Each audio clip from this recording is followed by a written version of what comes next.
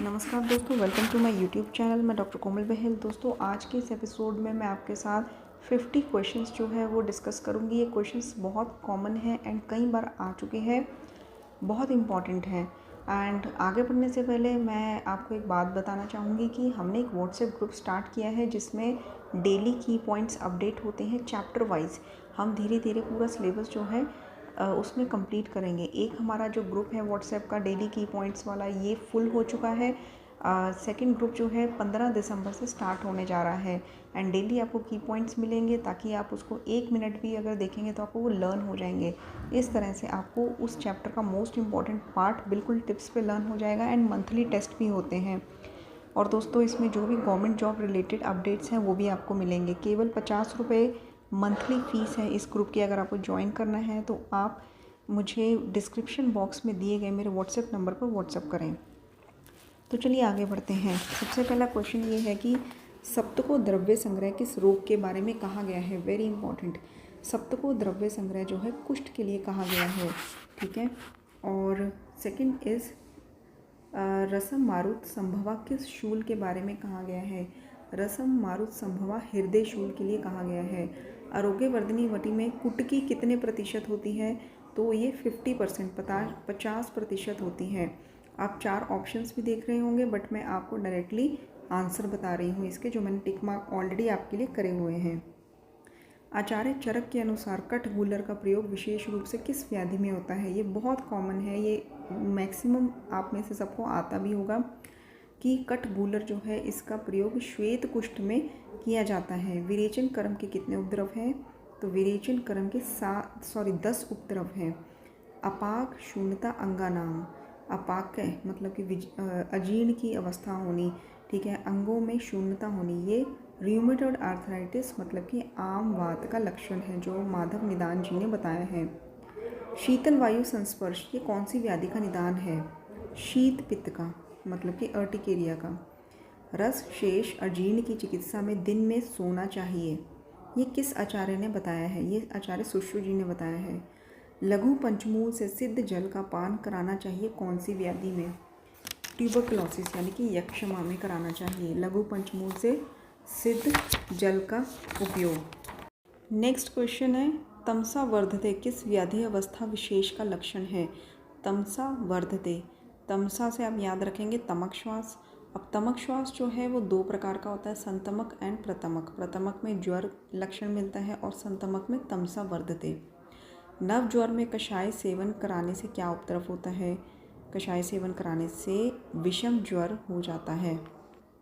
अष्टांग लवण बहुत इंपॉर्टेंट है। अष्टांग लवण कौन सी व्याधि का इसमें प्रयोग होता है, तो अष्टांग लवण मदात्य में प्रयोग किया जाता है, ठीक है। मदात्य में भी, कफज मदात्य में इसका प्रयोग होता है। आचार्य चरक ने गर्दर्भ मूत्र का प्रयोग किस व्याधि में वर्णित किया है। गधे का मूत्र उन्माद में प्रयोग किया जाता है। प्रतिमार्ग हरणम चिकित्सा, वेरी इंपॉर्टेंट क्वेश्चन। इस प्रतिमार्ग हरणम चिकित्सा किस व्याधि की चिकित्सा में वर्णित किया है। ये रक्तपित्त के अंतर्गत वर्णित किया है। प्रतिमार्ग हरणम चिकित्सा मतलब कि ऑपोजिट मार्ग से चिकित्सा करनी चाहिए। ऊर्ध्व रक्तपित्त है तो विरेचन से चिकित्सा करनी चाहिए। अधो रक्तपित्त में वमन से चिकित्सा करनी चाहिए। शतशीन चिकित्सा में चरक ने कितने प्रकार के सर्पी गुड़ का वर्णन किया है। वेरी इंपॉर्टेंट, एक एक क्वेश्चन बहुत इंपॉर्टेंट है, बहुत कॉमनली पूछा जाता है। तो शतशीन चिकित्सा में सर्पी गुड़ का वर्णन है 4 प्रकार के। यवागु निर्माण के लिए जल की मात्रा कितने गुना होती है, 6 गुना, 6 गुण।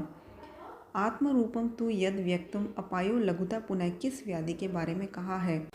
आत्मरूपम तु यद व्यक्तम अपायो लघुता पुनः, तो ये वात व्याधि में कहा गया है।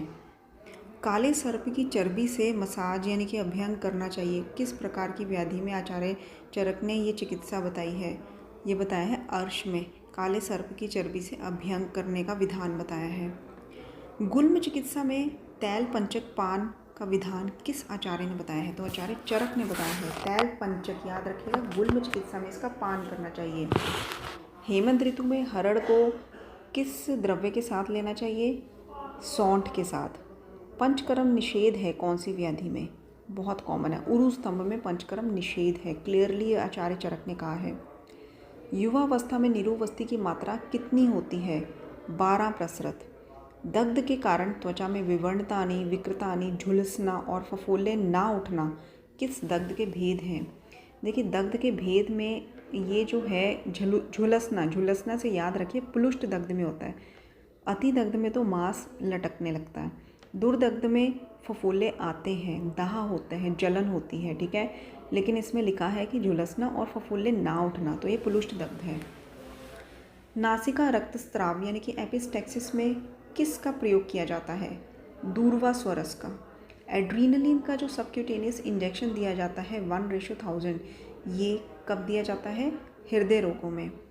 विश्व स्वास्थ्य दिवस वर्ल्ड हेल्थ डे कब होता है? 7 अप्रैल को। चूहा मारने की दवा अगर खा ली जाए तो चिकित्सा में क्या एंटीडोट बताया है? स्टिगमिन। राष्ट्रीय टीबी नियंत्रण कार्यक्रम के अंतर्गत रोगियों को निःशुल्क औषधि दी जाती है, ठीक है। कौन सा नेशनल प्रोग्राम है जिसमें टीबी की औषधियाँ जो है फ्री दी जाती हैं? डॉट्स मतलब डायरेक्टली ऑब्जर्व थेरेपी। शरीर की पानी की कमी के कारण होने से मांसपेशियों में क्रैम्प्स होते हैं, संकोच होता है। तो कौन सा तत्व जो है वो आवश्यक है चिकित्सा करने के लिए? मसल क्रैम्प्स में हमेशा याद रखिए कैल्शियम यूज़ करना चाहिए। नेक्स्ट है क्वेश्चन नंबर 30। शिशुओं को जो BCG इंजेक्शन का वैक्सीनेशन लगता है वो कब लगता है? तो ये ऑब्वियसली आफ्टर बर्थ इमीडिएटली लगाया जाता है, जन्म के पश्चात। कुठारी जो शस्त्र होता है इसका प्रयोग किस में किया जाता है? देखिए, अगर शस्त्र विधि का आपने चैप्टर लर्न करना है उसमें आप जा सकते हैं मेरे YouTube के सुश्रुत सूत्रस्थान चैप्टर नंबर 8 में, ठीक है। उसमें मैंने विद फोटोज़ शस्त्र के बारे में बताया है और उनके कार्य के बारे में भी बताया है, ताकि आपको अच्छे से कंसेप्ट्स क्लियर हो जाए कि कौन सा इंस्ट्रूमेंट जो है किस प्रकार के प्रोसीजर में यूज़ किया जाता है। तो कुठारी शस्त्र जो है वेधन में प्रयोग किया जाता है, मतलब पंक्चरिंग में। अर्धाव भेदक रोग की चिकित्सा में किस प्रकार का नस्य प्रयोग किया जाता है? अवपीड़न नस्य, ठीक है। किस मर्म स्थान पर अगर आघात हो तो बाधिर्य मतलब डेफनेस हो जाती है? विधुर। बाधिर्य विधुर एक जैसे नाम है, ठीक है। सुश्रुत मतानुसार विष वेगों की संख्या कितनी होती है? 7। लिंगनाश में शस्त्र कर्म के लिए कौन सा शस्त्र प्रयुक्त होता है? यव वक्र, याद रखिएगा। नेक्स्ट है कि चरक मतानुसार व्रण के कितने उपद्रव होते हैं? 16 उपद्रव, 16 कॉम्प्लिकेशंस होते हैं व्रण के। और कौन सा भगंदर पित्त दोष प्रधान होता है? उष्ट्रग्रीव। अर्श के लिए उपयुक्त औषधियाँ कौन सी हैं इसमें? दूध, तक्र, वारुणी, यव। तो इसका आंसर है तक्र। सुश्रुत मतानुसार रक्तस्राव रोकने की विधियाँ कौन सी हैं? देखिए, इसमें अगर आप सुश्रुत सूत्रस्थान चैप्टर नंबर 14 में जाएंगे, ठीक है, शोणित वर्णीय में, तो उसमें 4 प्रकार की विधियाँ बताई हैं, संधान, स्कंदन, पाचन, दहन। तो इसमें आंसर आएगा ये सभी, ठीक है। इसमें दहन ऑप्शन नहीं लिखा, संधान, स्कंदन, पाचन लिखा है। थोड़ा सा मैं इसमें आपको ब्रीफ कर देती हूँ। संधान में हम कषाय द्रव्य का प्रयोग करते हैं। स्कंदन में मतलब रक्त को गाढ़ा करने में, ताकि उसका एक्सेस ब्लीडिंग ना हो, ठीक है। तो उसमें हम शीत द्रव्यों का प्रयोग करते हैं। पाचन में हम भस्म वगैरह का प्रयोग करते हैं। दहन में हम सिरा संकोच यानी कि वेजो कंस्ट्रिक्शन करने के लिए कॉटरी वगैरह वहाँ पे दहन करते हैं क्षार या अग्नि से। तो ये 4 प्रकार के उपाय होते हैं अति रक्तस्राव को रोकने के लिए। और उसमें और भी उपाय बताए गए हैं, जैसे कि अगर बहुत ज़्यादा रक्तस्राव होता है तो मुलेठी, प्रियंगू, तगर, ये सब जो द्रव्य हैं इनका चूर्ण वहाँ पे उस स्थान पर घर्षण उससे कर देना है, ठीक है। और फिर पट्टी बांध देनी है। लेकिन फिर भी ना रुके तो उसमें बताया है कि क्षार या अग्नि से उसको जलाना है, कॉटरी करनी है। और इसके बावजूद भी ना रुके तो जिस सिरा का वेदन करके रक्तस्राव हुआ है उसी सिरा में, मतलब थोड़े से दूरी पर उसी सिरा में फिर से वेदन कर देना है, ताकि रक्तस्राव का जो प्रेशर है वो कम हो जाए। और साथ में काकोल्य आदि जो गण होते हैं इनका क्वाथ बनाना है और इसको शर्करा मधु के साथ मिक्स करके मीठा करके रोगी को देना है। और फिर रक्तपान भी कराना है। और फिर दूध, मूंग का यूष, स्निग्ध भोजन वगैरह देना है। ये सारे उपाय बताए हैं अति रक्तस्राव को रोकने के लिए। और इसी तरह से उसमें और भी है, आप मेरे सूत्रस्थान जो 14वां चैप्टर है शोणित वर्णीय, वो अभी अपलोड होगा, उसमें आप देख सकते हैं। बहुत इम्पॉर्टेंट था इसलिए आपको बताया। और नेक्स्ट है कि षड क्रिया काल किस आचार्य का योगदान माना जाता है। तो षड क्रिया काल की जहाँ बात आती है तो आपने हमेशा याद रखना है आचार्य सुश्रुत। प्राचीन काल में शल्य क्रिया का प्रसिद्ध केंद्र कौन सा माना जाता था? काशी। जलोका क्या है? जलोका एक अणुशस्त्र है, ठीक है। जहाँ पर अणुशस्त्र की बात आती है तो शस्त्र और अणुशस्त्र दोनों में श्रेष्ठ कौन सा है? तो दोनों में श्रेष्ठ अग्निकर्म माना जाता है, ठीक है। और सुश्रुत मतानुसार वर्ण बंधन के कितने प्रकार होते हैं?